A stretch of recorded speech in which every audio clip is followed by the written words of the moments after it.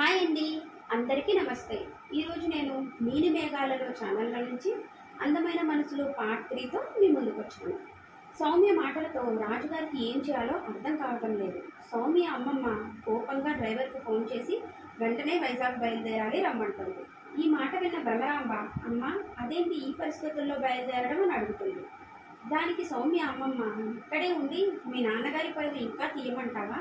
నీకు రమేష్తో పాటు అన్నింటిలోనూ సమానంగా వాటా రాశారు మీ నాన్నగారు. ఆయనే ఉంటే మీరు ఇన్ని కండిషన్స్ పెట్టేవారా? మీరు మీ కూతురు మీద ప్రేమతో, నేను నా మనవరాలు సౌమ్య మీద ప్రేమతో రమేష్ జీవితంతో ఆడుకుంటున్నాను. సౌమ్యకు నిశ్చితార్థం అయితే కానీ తెలియలేదా తనకు అమెరికా వెళ్ళడం ఇష్టమని? మీ మాట మీద గౌరవంతో జాబ్ వచ్చిందని ఎవరికీ చెప్పకుండానే తల వంచుకుని బయలుదేరాడు నా కొడుకు అంది. దానికి రాజుగారు, మనం నిదానంగా కూర్చుని మాట్లాడుకుందాం అత్తయ్య గారు అన్నారు. అవును అమ్మ, కూర్చుని మాట్లాడుకుందామంది భ్రమరాంబ కూడా. దానికి సౌమ్య అమ్మమ్మ, ఏం మాట్లాడుకోవాలి? రమేష్ జాబ్ వచ్చిందని చెప్తే మీరు ఏమన్నారు అల్లుడు గారు? రమేష్తో మాట మీద నిలబడాలి అన్నారు. రమేష్కు జాబ్ అమెరికాలో వచ్చింది కనుక కూర్చుని మాట్లాడుకుందాం అంటున్నారు. అదే రమేష్కు అమెరికాలో జాబ్ రాకపోతే ఏం చేసేవారు? వేరే సంబంధాలు చూసుకుంటాం అనేవారు, అంతే కదా అంది.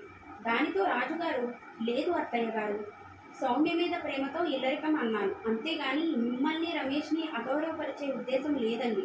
రమేష్కి జాబ్ రాకపోయినా సౌమ్యని బ్రతిమాని ఒప్పించేవాడిని, అంతేగాని నిశ్చితార్థం అయ్యాక వేరే సంబంధం ఎలా చేస్తాను మీరే చెప్పండి. నన్ను మీరు ఎప్పటి నుండో చూస్తున్నారు, నేను ఎప్పుడైనా మాట తప్పానా అని అన్నారు. మీరు సౌమ్య అన్న విషయాలు రమేష్కి చెప్పకుండా మీరే దగ్గరుండి ఈ పెళ్లి చేయించండి. నేను రమేష్కి ఫోన్ చేసి అమెరికా వెళ్ళటానికి ఏర్పాట్లు చేసుకోమంటాను అన్నారు రాజుగారు.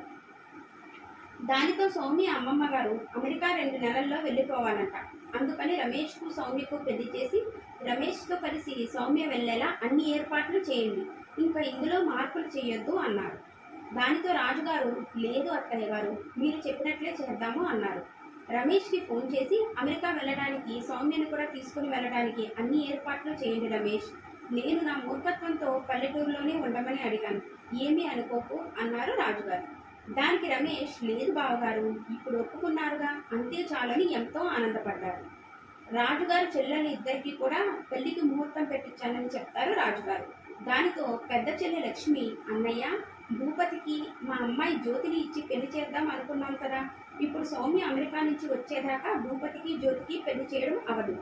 జ్యోతికి కూడా పెళ్లి చేసే వయసు వచ్చింది కనుక మనము సౌమ్య పెళ్లితో పాటు జ్యోతి పెళ్లి కూడా చేసేద్దాం అన్నయ్య అంటుంది. దానితో రాజుగారు, ఇది మంచి నిర్ణయం, నేను భూపతికి ఫోన్ చేసి చెప్తాను, నువ్వు కూడా బావగారు అందరితో సంప్రదించి చూడు అంటారు. భూపతికి ఫోన్ చేసి అడుగుతారు. దానికి భూపతి, సరే మీ ఇష్టం నాన్నగారు అంటాడు.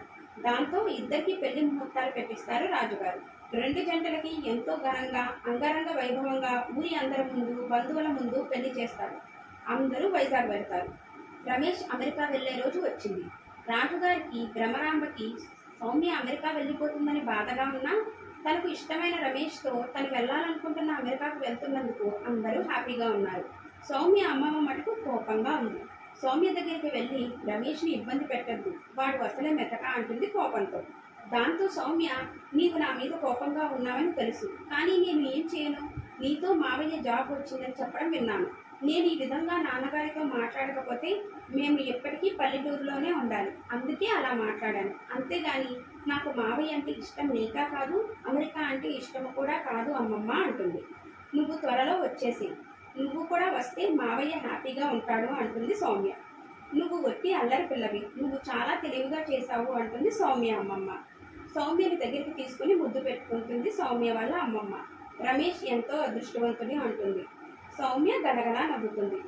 రమేష్, సౌమ్య అమెరికా వెళ్ళిపోతారు. తర్వాత ఏం జరుగుతుందో చూద్దాం.